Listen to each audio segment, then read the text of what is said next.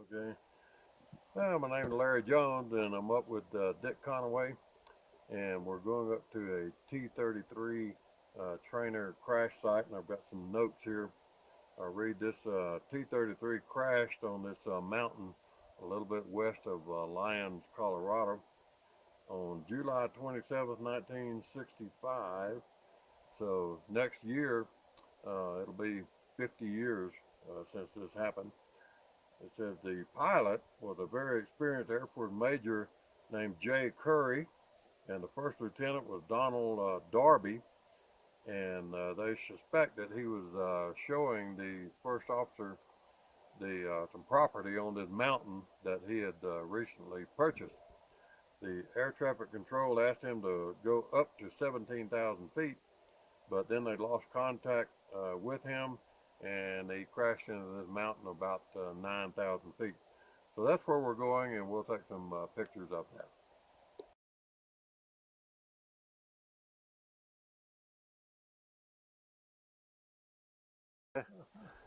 Yeah, and this is Dick Conaway.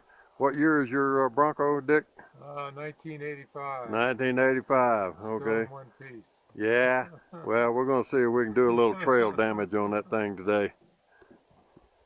And now the mountain road that we're going to be taking up is number 105, and then we'll get on some other roads as we go up to it.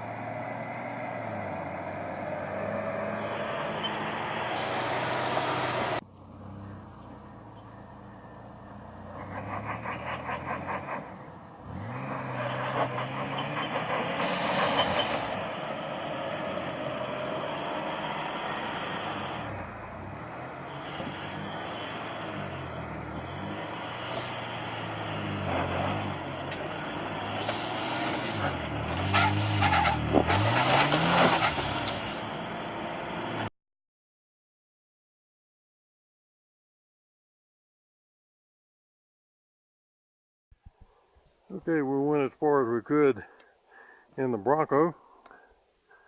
Yeah, wave at the camera. Okay, so we're going to hike the rest of the way up to the T-33 crash site. It's about a half or 3/4 mile. Okay, the time is about 10:15, and we have reached the end of the Jeep Road, and off to the right here is the trail that will lead to the T-33 crash site. And here is a marker that tells about the crash site and the airplane, and here's a picture of the two pilots that died in that crash.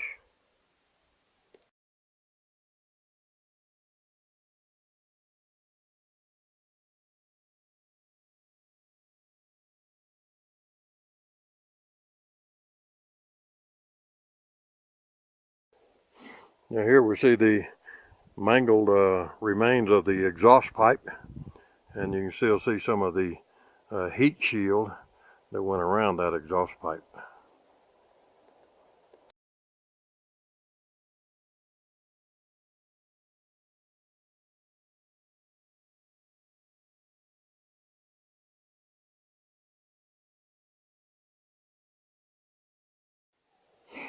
This looks like part of one of the fuel tanks, because you see holes in it where fuel pipes probably went through. Got my shadow all over it. But here's some other fittings over there. There was probably fuel lines going into it. Okay, Dick, explain this one to us. This piece here looks like it's probably a piece of the fuselage, the way the ribs are and contour of the piece. And here's another piece. that looks like it might have been part of a fuel tank as well.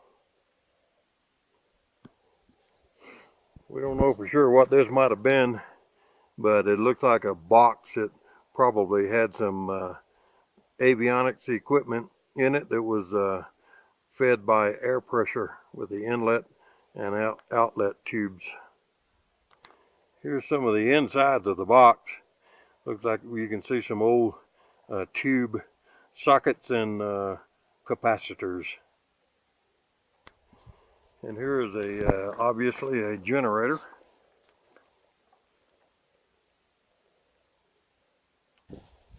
This is what most people really like to see. This is the engine, which is way downhill from the crash site. Dick said that one time when they came up here that the impeller of the centrifugal engine here could still be rotated.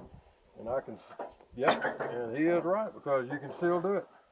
There's the impeller still going around. So this is a major find in the crash site. Pretty amazing. Okay. Yeah, and here's the back end of the engine, still showing all of the gearing, and it's still moving around. I don't know if this can be seen or not. It may be too close for focus, but here's some of the actual serial numbers on the jet engine. Now, Dick and I both spent some time in the Air Force in the 60s, and there were still T-33s flying around and being used as trainers back then. So this really brings back a lot of memories.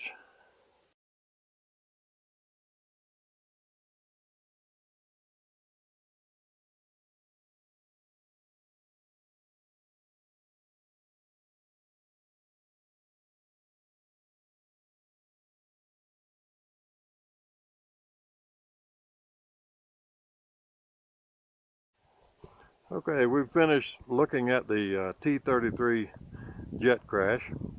Now we're going to hike back up the really steep hill to where the crash occurred, and then we're going to hike probably 30-40 minutes back down to Dick Conaway's Bronco, and then go visit an old one-room schoolhouse.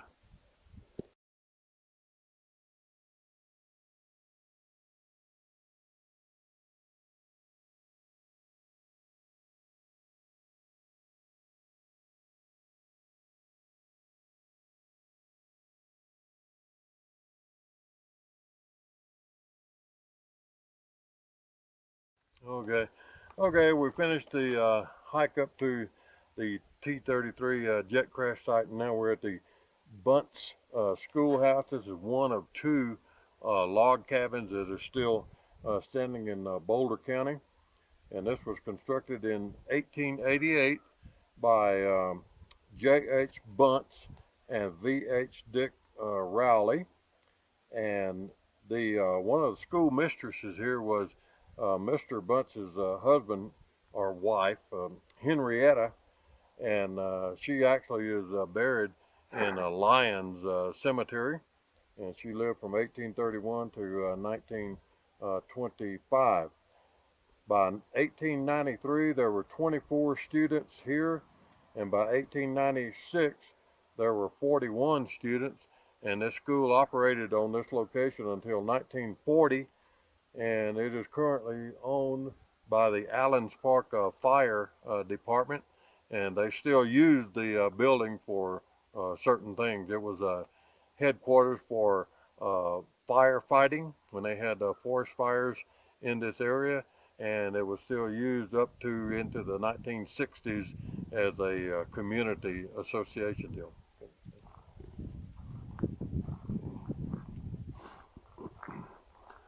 This old schoolhouse sits on a pier foundation of crushed rock, according to what I've read about it. And it was part of school district number 49 for Boulder County. And here is the historical plaque that is on the building.